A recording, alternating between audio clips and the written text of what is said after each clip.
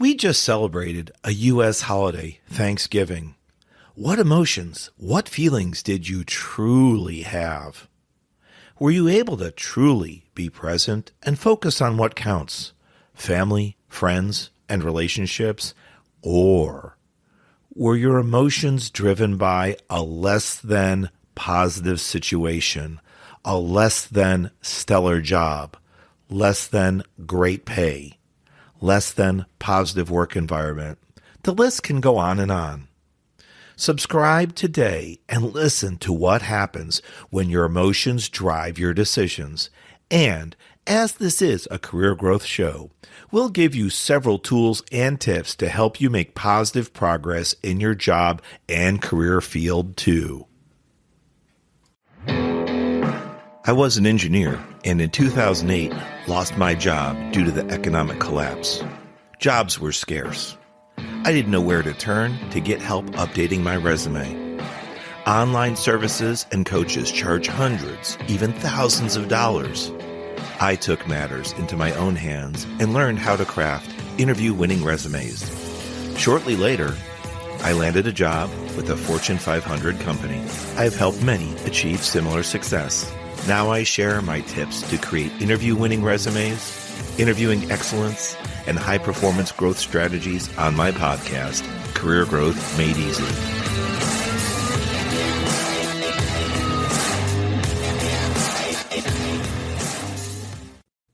Welcome back to the Career Growth Made Easy podcast. I'm honored to be your host. I'm Craig Ansell, career coach. It's amazing that we're rolling into the end of the year for 2024. We just celebrated the United States Thanksgiving, and it's generally a time to be thankful, to think about all our blessings, our gifts, our achievements. They're not always in the form of physical possessions, but it can be things that make us feel good. Our emotions, our friends, our family, our networks. Just a lot of Thanksgiving focusing around teams, environments, and what we've been able to achieve as well. Sometimes we talk about the challenges we faced, which can be sad, can be difficult, but also those challenges sometimes are met with accomplishments we've been able to overcome. So, talking today about letting your emotions drive your decisions, that's a touchy subject for many. And in a real world, we should be data-driven. We should be factual. No, don't get me wrong. We're not computers. We're not robots. Although by now we've seen many, many movies on robots. Now some have even taken over the world because human beings shouldn't have thought, shouldn't have emotion. They should only work from data-based situations. That's another story, maybe another show. But talking about today, why would emotions drive your decisions? Why would I even come up with a show title like that? Well, because it's reality. You might be starting out looking for your first job. You might be on your path to your first promotion. And that's part of what today's show is about, covering both of those areas, right? In our focus point for Career Growth Made Easy, what I try to accomplish is talking to you, individuals that potentially are looking for your first job and need support from your first job all the way up to and through your first promotion and everything in between.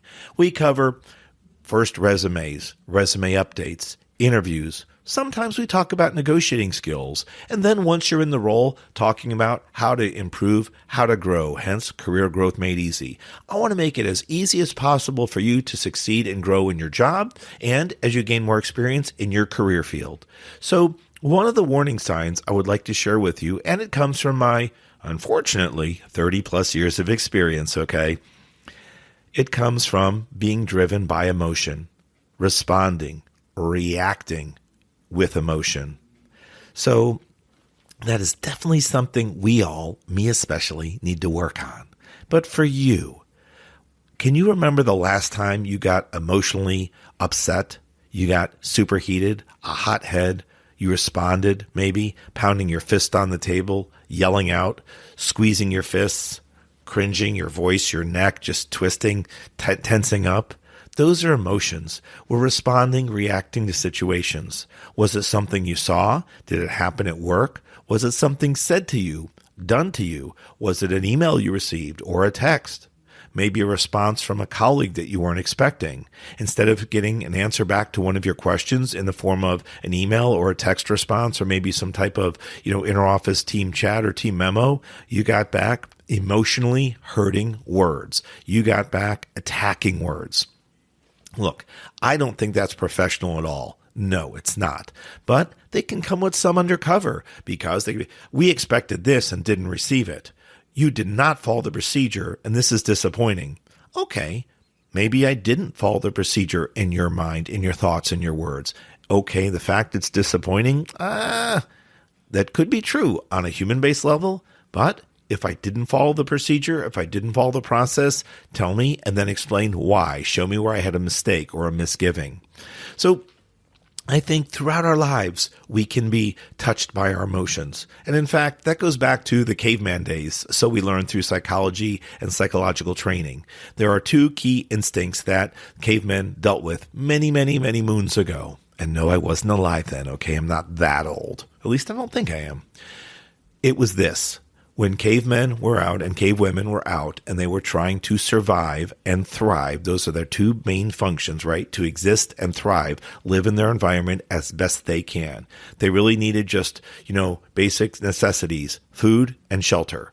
If the place was too hot, they needed a place to cool down. If the shelter was too cold, they needed a source for heat, such as firewood, etc. So how do they thrive? Eat and stay comfortable in their environment. But should a threat come, whether it's in the form of someone else, another caveman or woman, and they're not sure if they're friendly, or the threat of a potential cave animal coming, whatever that may be, whatever you believe, make something up, right? We weren't around back then. They have their human brain goes into two response mechanisms, and it's defensive. Do we go into fight mode or flight mode? It's the common fight or flight process. And it's like a switch. Your brain instantly analyzes the situation. And if you've had an emotional situation recently, you can kind of react to that, especially if it's something more dramatic, like having to slam on the brakes in your car. Am I going to try to steer to the left, steer to the right? Am I going to brake and hope not hit that vehicle that suddenly appeared in front of me or veered in front of me? Or what am I going to do? Take flight. Can I cock my wheel to the left or right, hit the gas, and swerve around them to avoid an accident? Now, given that's a driving situation, but these things can happen at work too. So when we get hijacked by our emotions, that's a dangerous word, I know, and some people don't like that, but I say these high strength, high emotional words for a reason, to get your attention, to help you. On these very short length podcasts, I want to give you as much energy, as much value as I can, tools, tips, techniques, so that you can thrive and grow in your career, in your job field. So with that said, what has caused you to be triggered or feel emotionally driven at work? It's feedback from a colleague, from a coworker. Was it verbal? Was it body gesture? Because there's body language too, not even words being used. Was it something in writing, text, email, group chat, something like that? Was it a performance review? We all have things that trigger us at times. Some are more impactful than others. However, when we're driven to make decisions by our emotions, that does not always end up in a positive situation. Here's a perfect example. You get a performance review. As we are at or approaching the end of year, many people worldwide are receiving performance reviews.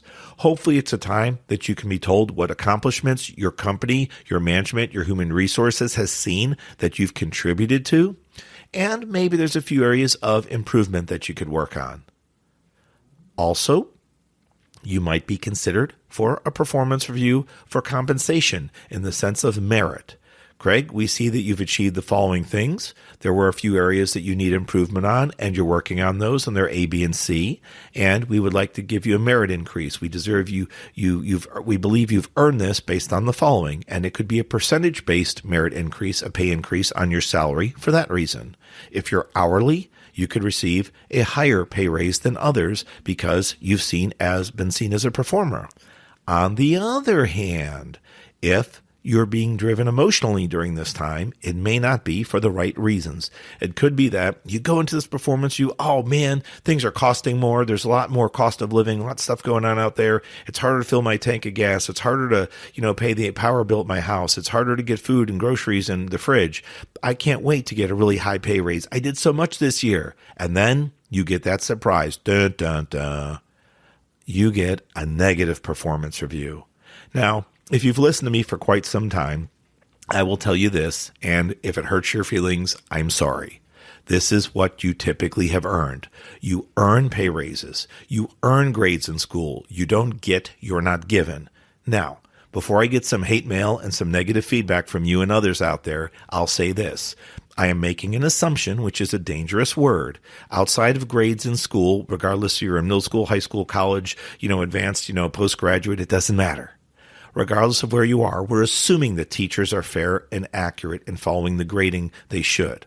For your job, however, different story. There's not always exact processes and procedures out there. Small companies will do things differently than large, and large companies, whether they're Fortune 500, Global 500 companies, they do not always follow processes. You heard me say that correctly. In fact, just because a company's bigger does not mean it's better. In fact, it could be the opposite way around. And maybe you're shaking your head. I can almost see you through my microphone, right? Craig, I work for a larger company. I don't know if it's a Fortune 500 company or global or what, but we have offices all over the world and thousands of employees, and I do not like our performance review process. Quite frankly, it stinks. You know what? I get it. Been there, done that. Sometimes you have to have the performance review. It's a mandatory thing, but that doesn't mean you like the outcome. So depending on how you're driven at work, from performance reviews and getting emotional to a less than stellar review, to working in your daily job, when you wake up in the morning, do you look forward to going to work? Or at night, do you dread going to bed? You look forward to the sleep, but you dread it because you fast forward to the next morning. Oh no, I have to go back, right? Those emotional feelings can cause you to make decisions that aren't always best for you. However, documenting your feelings, your emotions is a great way to go. And no, I'm not in the medical field, and no, I'm not a therapist, but documenting them, your emotions, your feelings, is great because it gets them off your mind, off your body, off your chest, off your shoulders, onto paper, let's say, or type them up on your phone, your computer, whatever. Speak them into your watch if you have one of those cool, Apple Watches or Google Watches that you can take notes on. From there, then, this is the trick. Not being a therapist, this is my career coaching aspect of it. Tie your emotions to what happened. Tie the feeling to what happened and when. You'll start to identify who was involved, who was an impactor to you to create that feeling. When did it happen? Okay. Then if you want to get really fancy, how many times, the quantity. Okay.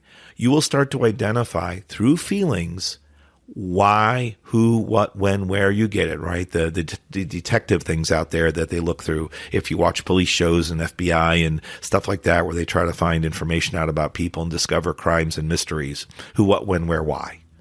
Sounds funny. And no, I'm not giving you homework, but only if you truly want to grow. And if you're listening to this show, I believe you are. I believe you do want to grow and that you want to make a difference in your life, your family's life, your friend's life. If you have a spouse or if you have a significant other, why wouldn't you want to make more money? Why wouldn't you want to rise in responsibility and growth? Whether it's truly leading a team in the sense of being a formal manager, director, or higher level manager than that, or just having more responsibility, which those roles exist absolutely, without having to be a manager, having a team, having a higher fire responsibility, okay?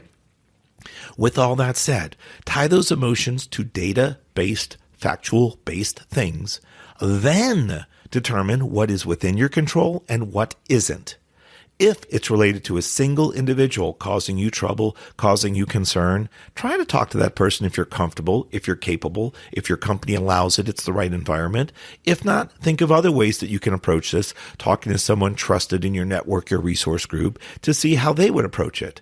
If your company doesn't seem to support those situations where they help out the employees and settle differences of opinions and things, that could be a potentially negative environment. or bordering on toxic. But I don't want to jump the gun here and go right into that. So think about ways and what is affecting you at work. Last but not least, could you move roles in your company? Do you have a larger company? Do you have other opportunities coming up? Rather than explaining the reason for the move, I'm unhappy here, or person X is horrible, or I don't think that they pull their weight and I always have to do double. That's kind of attacking. And although it's emotional based, I get it, and even potentially factual, you're doing more work. You're doing twice as much work. You come in early, you stay late, whatever it is. There are ways to, I don't know about hide it, but you don't have to disclose that. You can take the upper road. You can take the positive road and say, you know what? I'm going to go ahead and stay positive in this, even though I'm disappointed and frustrated. I'm going to do my best to show my company that I can provide stellar value, significantly improved value, and be recognized for it, key, in other roles in this company. And if those opportunities aren't there, which is a lateral move from side to side where you don't really move up in position or stature or pay, but you work in an environment maybe with a different team and with a different manager that is more compatible and a stronger, more positive environment, that could be the way to go if you like the company you work for, but not the team members or team leader. That's an isolated case. On the other hand, if the culture at your company reflects top down, it's like a pyramid, the points at the top, right, with the owner, the leaders, the board. If the culture is negative and they don't support the employees, the management will not feel supported, and that will trickle down to you. So it may be that maybe you don't stay at your job, you don't stay at your company. Those are very critical decisions that you have to make carefully. But if you're going to do that, try to avoid letting your emotions drive your decisions. Use the emotions to create links to your data, to your who, what, when, where, why, how, all that stuff, and then determine if it can or can't be corrected. If it's not seemingly not possible, or you can't get your point of view across, take your time when you start to look for another role. Always have a safety rope there, something you cling on to. Don't jump from your boat. In other words, don't jump from your job until the dock is close enough by. You don't want to jump and then fall into the water and then not have a job, not have a life raft, something to support you. So again, I don't want to rush into this, but those are opportunities you have to look at before you say something you'll regret with your emotions, and those emotions can let you drive your decisions into a negative pathway by spurting out something negative, toxic, harmful, with the unfortunate situation that you still said that, but yet your company, your teammates don't see how you're impacted by the negative situation at hand that raised your emotion to this level, to this height. So, in closing, let your emotions drive your decisions? Be careful on that one. I'm Career Coach Craig. And I'm closing with you the episode, Letting Your Emotions Drive Your Decisions. This has been Career Growth Made Easy podcast. I'm honored to be your host. If you found this valuable, please make sure you subscribe and leave a 5-star review if we're worthy. Any comments? I'll review them personally to make the show better for you next time, or handle a specific situation that you bring up and put some content together for you. I'll strongly consider it. I'm on social media at Craig Ancel, CraigAncel. And if you like daily inspiration, if you like daily feedback and tips, go to TikTok. It's Career Coach Craig. I've got plenty of content out there, and I release at least 3 videos a day. They're short form, so you can pick and choose what's best for you. God bless you. And as we approach the new year, Happy New Year and happy holidays worldwide. Thank you, everyone. Talk to you next week.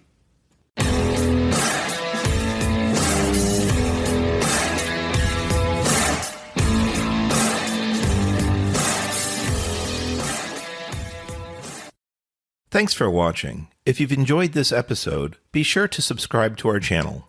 New episodes every Monday. In the meantime, why don't you follow us on social media at Craig Ancel on Facebook, LinkedIn, and Instagram. To book a coaching appointment, download our free guides, or join our email list, check out the links in the description below.